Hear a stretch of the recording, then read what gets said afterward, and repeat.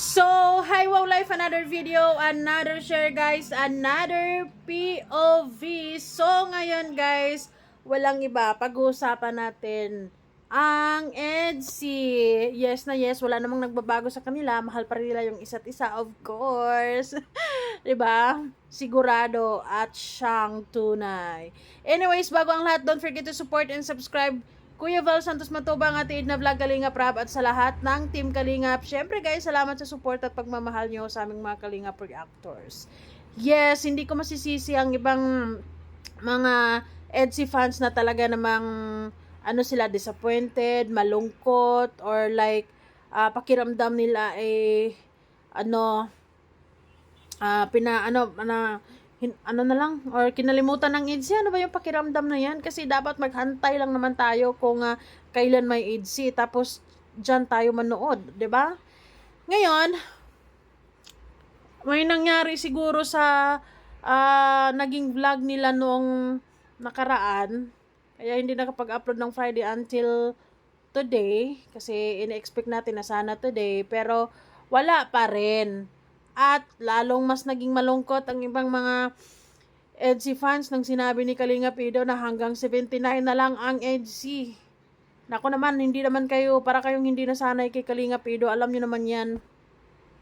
Hindi naman yan masyadong nagbibigay ng update sa EDSI, what's really going on, what happened, 'di ba? Hindi siya yung tipong tao na parang hindi niya trabaho yung bigyan kayo ng bulong or update. Okay, paminsan-minsan nagbibigay ng bulong yan, or like sasagot yan kung kumusta si Viancy, pero ang sagot niyan tamang okay lang siya, nasa bahay. Yun lang naman yan, 'di ba? Nasanay na sana dapat kayo niyan. Huwag na kayo malungkot, 'di ba? Kasi one thing for sure, merong EDSI this week at malalaman natin yan kung bakit nga ba hindi natuloy yung vlogs nila. Or na paano, baka may reason talaga. There's a really big reason kung bakit hindi na-upload yung sinasabi na may vlog sila. Okay? Pero wag na kayo malungkot guys, kasi wala mang masamang nangyari sa EDSI. I mean, magkasama sila halos araw-araw, tsaka okay na okay sila. Yun yung ano natin, yun yung ilalagay natin sa puso't isipan natin. Hindi na tayo hahanap ng wala pa. At yung iba, sobra naman kung makakomment kay Kalinga Prab, sobra kung makapagsalita, makapag ganito, ganyan. 'Di ba? Umabot na ng part 80 pero hindi nyo pa hindi, dapat habaan nyo naman yung pasensya. 'Di ba?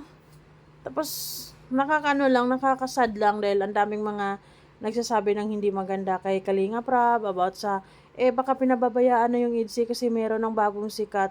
Guys, walang favoritism for sure kay Kalinga Prab kasi lahat ng yan mga pares na yung lahat yan mga paborito, piling-pili yan, 'di ba? Pinili yan ni Kalinga Prab na sila yung mga beneficiaries kasi sila yung pinili ni Kalinga Prab na tulungan sa abot ng makakaya niya. Kaya wala yung paborito. Meron lang talagang specific reason kung bakit medyo na-delay ang part 80. Malalaman natin yan sabay-sabay once na-upload na. Okay? So, sana, wag niyo nang tanungin si Kalinga Pido kasi wala din talaga kayong makukuhang sagot dyan kung bakit nga ba. Dahil kung sasabihin niya, parang niyang kinuwento ang mga bagay-bagay. Diba?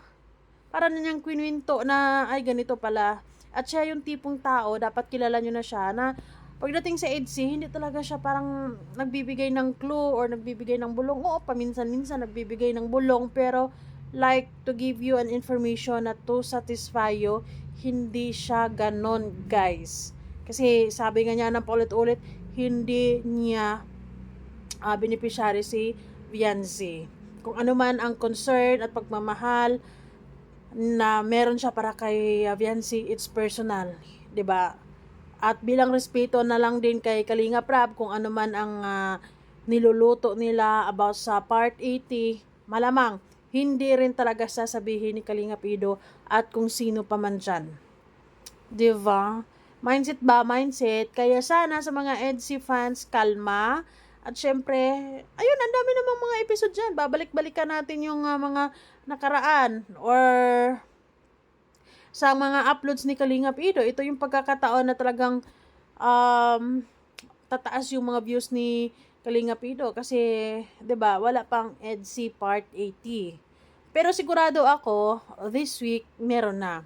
So baka siguro talagang sa Friday na. At malalaman nating lahat ang rason kung bakit hindi na i-push yung vlog nila nung nakaraang linggo. Okay? So kalma at iwasan niya rin yung mga pangit na mga sinasabi niyo tungkol kay Kalinga Prab na mga kisyo may paborito, kisyo may bago ng sikat. Ay naku, kung alam nyo lang siguro, kung kahit sino ang nasa sitwasyon ni Kalinga Prab, for sure, hindi lang niya gusto ang isa lang yung sikat. 'Di ba? Mas maganda na lahat sila, actually sana sikat silang lahat dyan.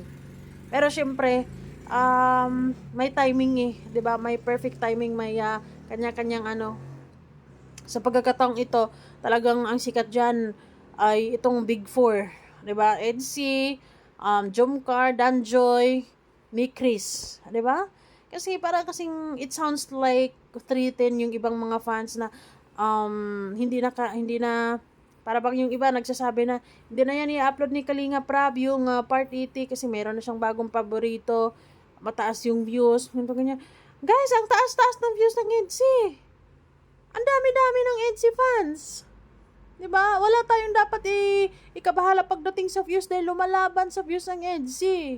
Pero nga lang meron talagang specific reason at kahit si Kalingap Ido ay hindi niya sasabihin. Sana ang title pa naman niya may aabangan bukas ba 'yon? Oh, so hindi na niya nakwento kung ano yung aabangan natin kasi nauna yung mga yung mga tanong. Naurat na yun. Nangurat nga siya ng mga sabi niya hanggang part 79 na lang yung EDC. Kasi guys, expected na yun na hindi talaga sasagutin kayo ni Kalingap Ido sa sagot na gusto nyo. Hindi kayo bibigyan ng satisfaction yan.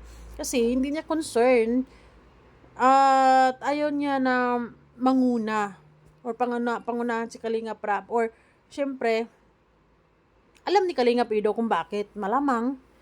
Pero, hindi niya talaga yun sasabihin, guys. Okay? Ang magandang gagawin natin is mag-marathon na lang sa mga lumang uploads or yung part 45 ba yun, Wow Live? Part 45 gawing 1 million hanggang Friday or itong part 79 gawing 600k up or 700 kung kaya, 'di ba? Yan, doon natin ibuhos yung yung suporta at yung pagkamis natin sa EDC. 'Di ba? Kalma, ang part 80 for sure i-upload din yan or ang darating din tayo dyan pero matuto tayong maghintay. 'Di ba? Kasi kahit sino man dyan, walang sasagot kung ano mang nangyari, kung bakit wala pa yung part 80. Kung ano mang niluluto nila sa part 80, kung ano mang plano nila sa part 80, may alam sila for sure. Pero walang sasagot diyan, guys. Walang magbubulong. 'Di ba? Lalo na si Kalingap Ido. Ay nako, hindi niya 'yon gagawin talaga. Syempre, alam ni Kalingap Ido, pero hindi niya 'yon sasabihin. Bagkos bibigyan kayo ng pamatay na sagot niyan. Tulad kanina, sinasabing hanggang part 70 na lang yung EDC, di mas lalo nalungkot ang mga EDC fans. 'Di ba? Syempre, mindset. Ang EDC ay malakas. Pagdating sa views, pagdating sa mga sponsors, malakas 'yan. At sobrang lakas ang kanilang nararamdaman sa isa't isa, lalo na sinasabi ni Kalingap Ido na 101% 'yon ay totoo. Okay? So, hindi naman dapat malungkot talaga. Pero yung iba talaga masyadong harsh. Pero sana, kalma na kayo dyan. Tahan na.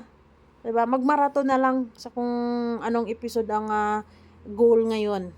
Okay. So, I hope you guys understand and basta kalma. Yun lang yung kaya nating sabihin ngayon. Kalma at maghintay. Thank you guys so much. Bye.